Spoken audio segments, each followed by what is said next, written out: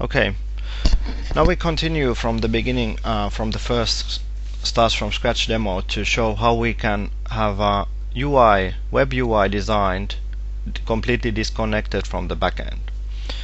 So I enter few more texts for demo for offline UI dev, and another one demo for yet more content,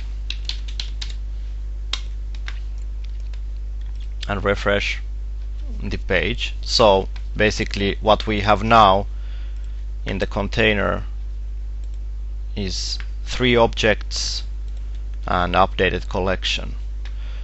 Now what I want to do is I want to enable this one to be offline developed. So because we use browser-side templating, we can actually take advantage of grabbing the reference data offline. So I download from the storage to local folder. Then at this stage I go back to my web development studio, stop debugging. I had already stopped debugging, and I look for the HTML project here. I open this HTML project with let's see, open folder in File Explorer. I have existing data stuff here as coming from the repo. I delete that one and go back to my desktop to grab the new stuff from here to the HTML folder.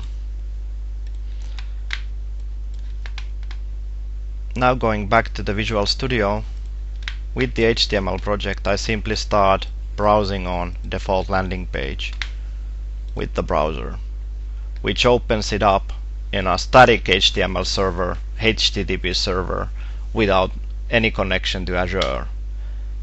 And yet still all this stuff is available as is in this side.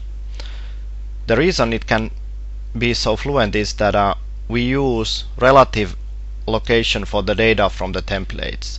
So basically, using the client-side templates, what we actually have here is relative GET request for the HTML content, converting it to the JSON, and then feeding it to the JavaScript client-side templating ranger. In this case, we use an example of dust.js. That's the same engine that LinkedIn uses. For the postbacks, we actually revert back to quite very standard web technology. So we have a normal form here, few input fields that tell the ID of the object and all that stuff. I'll gather the postback functionality on other demos, but basically we have all the normal website technologies available.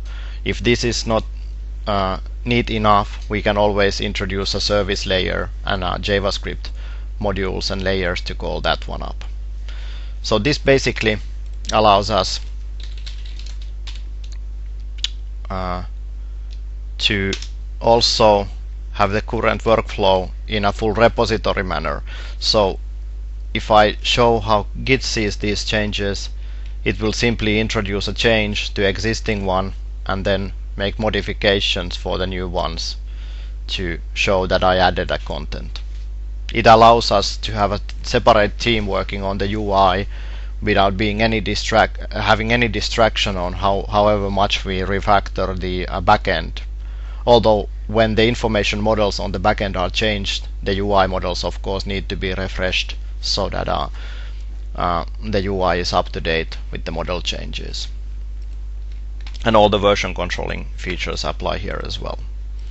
So this is how you can develop very modern HTML UI against a very scalable and authorization controlled backend.